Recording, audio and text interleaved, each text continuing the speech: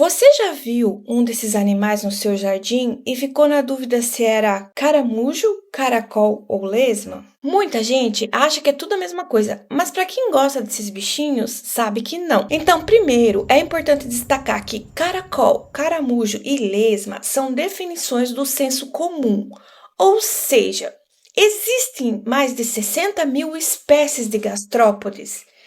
E não tem como a gente saber o nome de todos eles. As diferenças envolvem evolução da concha, a anatomia respiratória e o ambiente em que eles se desenvolveram. Quando eu era criança, eu via uma lesma e eu chorava. Eu achava muito triste porque na minha cabeça de criança, a lesma era um caracol que tinha perdido a casinha. Então eu chorava porque ela estava triste, sentindo frio. Aí depois, quando vinha crescer, eu percebi que na verdade são animais diferentes, né?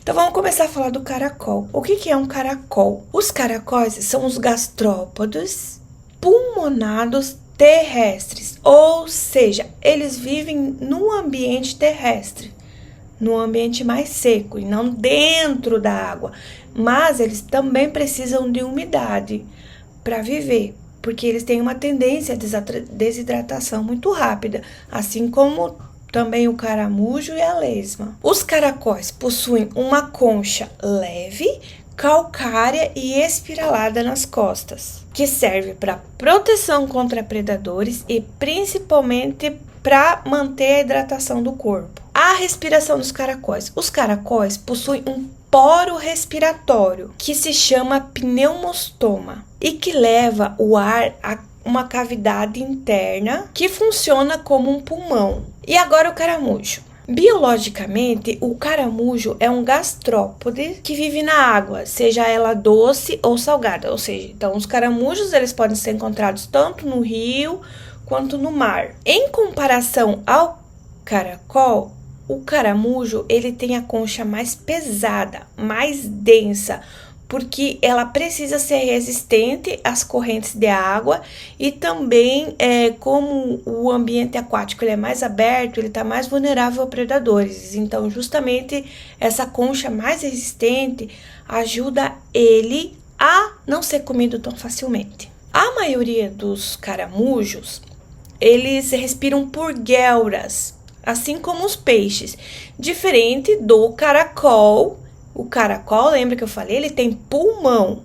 Então, o caramujo vive dentro da água, seja ela doce ou salgada, eles respiram por guelras. Agora vamos falar das lesmas.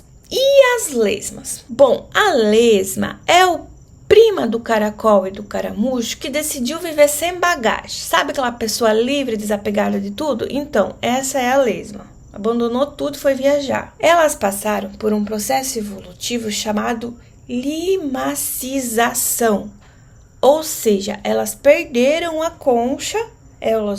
As lesmas um dia, milhões de anos atrás, elas foram caracol ou caramujo e elas acabaram perdendo a concha no processo evolutivo. Algumas espécies perderam e outras têm um pequeno resquício interno dessa concha, uma concha muito leve externa, quase imperceptível, porque ele foi atrofiando mesmo ao longo das gerações. Então, a lesma, ela não tem aquela concha externa visível e espiralada. E isso faz dela um alvo fácil para o sol e para predadores. Por isso, elas vivem só em lugares úmidos e costumam sair só à noite, que é mais seguro para elas. E aquele rastro de brilho no chão? Bem, aquele é o muco dela. Ele é espesso e às vezes ele é tóxico e tem gosto ruim. Já que ela não tem a concha, esse gosto ruim acaba afastando os predadores e diminuindo a chance dela ser predada e para que ela possa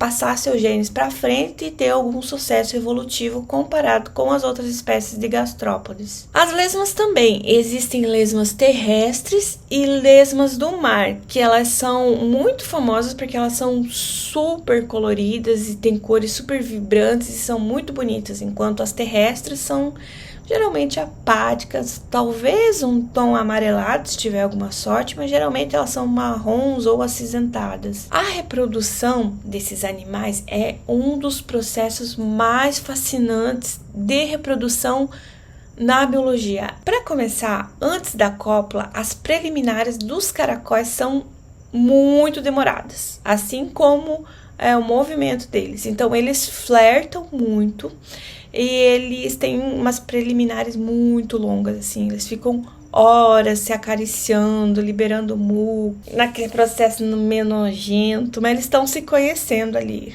A questão é que a maioria dos caracóis e das lesmas, eles são hermafroditas incompletos e eles têm reprodução cruzada. O que isso significa? Eu vou te explicar. Veja, aqui eu tenho um caracol e aqui eu tenho outro caracol. Eles são hermafroditas, ou seja, eles têm tanto o sexo feminino dentro deles quanto o masculino. Então, eles têm pênis e vagina. Eles têm uma reprodução cruzada, quer dizer, eles não se autofecundam. Eles não conseguem fecundar a si mesmos, ou seja, colocar o espermatozoide dentro de si para poder se reproduzir, como é comum em algumas espécies de hermafroditas. Eles têm reprodução cruzada, então esse caracol vai flertar com esse, eles vão ficar mexendo os tentáculos, trocando muco, se conhecendo. Quando o cortejo acabar e eles decidirem cruzar, um caracol vai pegar seu órgão reprodutor masculino e o outro caracol também, e um vai inserir no órgão reprodutor feminino do outro, e aí eles cruzaram.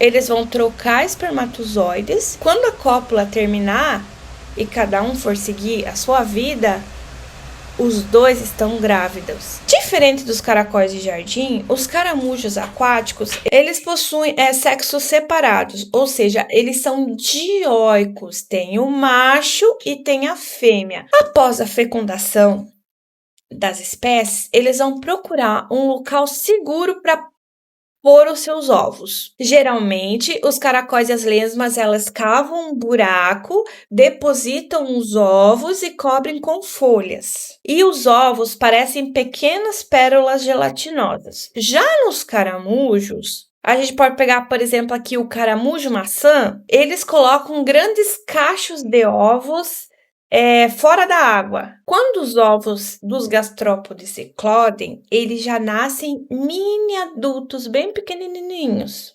Então, eles não passam por nenhum processo de metamorfose. Eles só nascem e, assim como acontece nos humanos também, quando nasce um bebê, ele nasce um mini adulto, nos caracóis também. Quando o ovo eclode, vai nascer um mini adulto e é só ele crescer. Não tem processo de metamorfose nos caracóis, nas lesmas e nos caramujos. Agora eu vou tratar de um assunto sério. É preciso respeitar esses animais. Jogar sal numa lesma ou num caracol parece uma brincadeira comum, mas do ponto de vista biológico é uma morte extremamente cruel e dolorosa para o animal. Osmose é um processo físico-químico onde a água ela passa por uma membrana semipermeável para buscar o equilíbrio de um meio mais concentrado para um meio menos concentrado. O objetivo é equilibrar o soluto e o solvente de ambos os lados da célula, como uma balança mesmo. E aí, se você jogar sal na lesma, o sal que está fora do corpo dela está muito concentrado.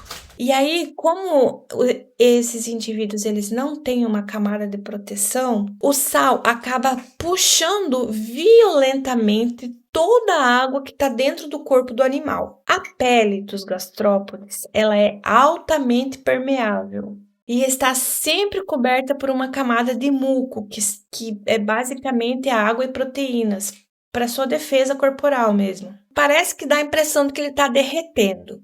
Mas na verdade não é isso que acontece. O que você vê saindo dele é a água em alta velocidade. E as células, elas estão tentando dissolver o sal. Só que esse processo desesperado do organismo, ele acaba piorando muito a situação. E isso só acelera a perda dos fluidos do corpo. o que acontece é que em poucos minutos os órgãos internos acabam colapsando pela falta de água e o animal acaba morrendo por desidratação. E diferente do que algumas pessoas pensam, esses animais possuem sensores de dor. E como a pele deles é o principal órgão de troca e interação no ambiente, o sal ele acaba causando uma sensação de queimadura química severa e muito dolorosa por todo o corpo simultaneamente. Bom, resumindo então, o caracol ele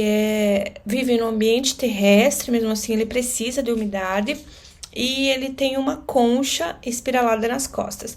O caramujo ele vive no ambiente aquático e também tem uma concha nas costas. E a lesma, ela vive no ambiente terrestre, mas ela não tem nenhum tipo de concha.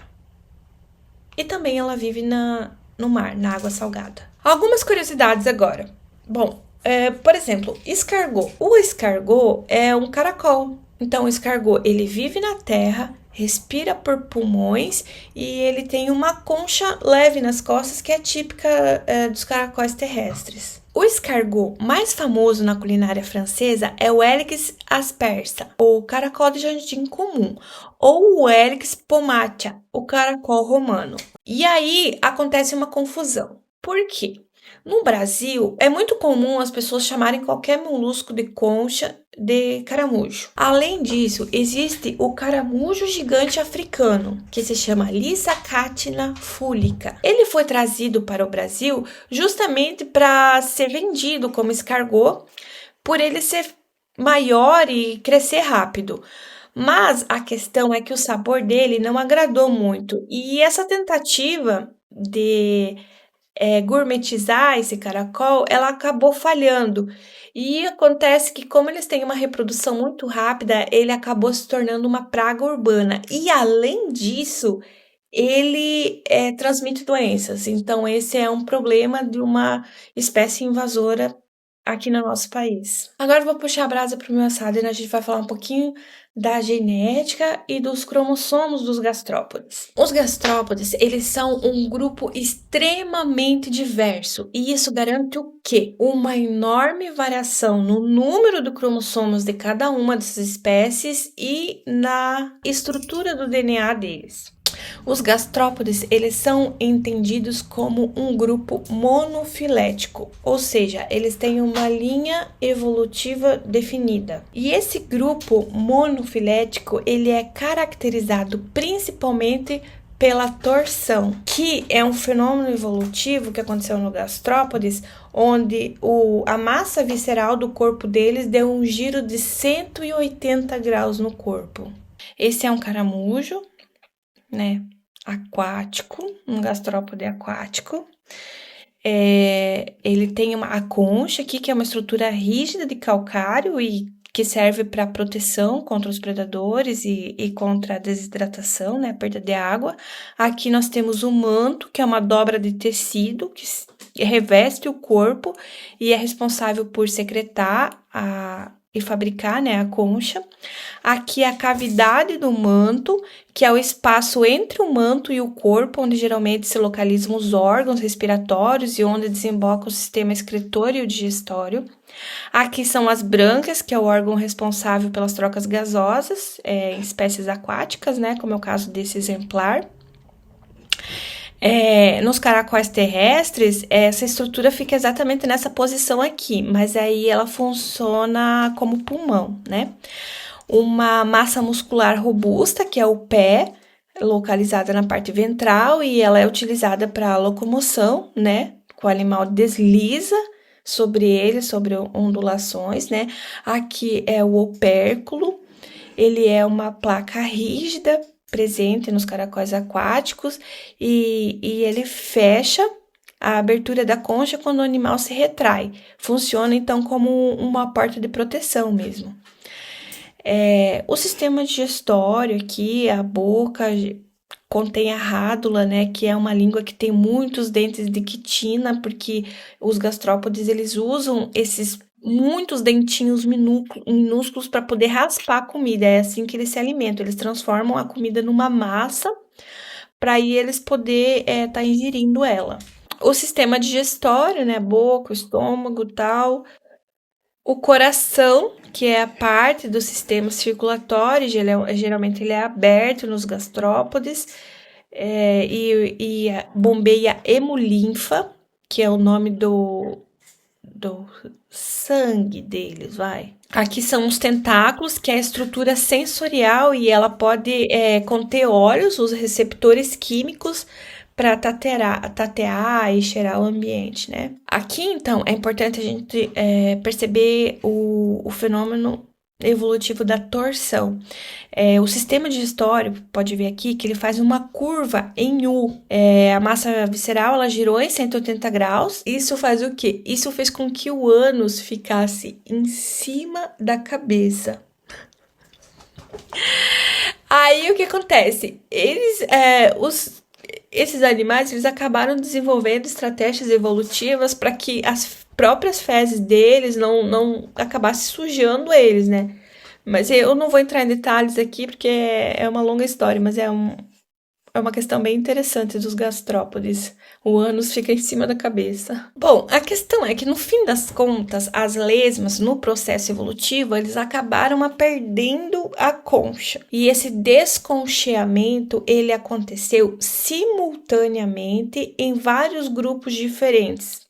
Ou seja, ele não é único. Em vários grupos perdeu-se a concha, né? Tanto é que existem lesmas no mar e lesmas no ambiente terrestre. E aí?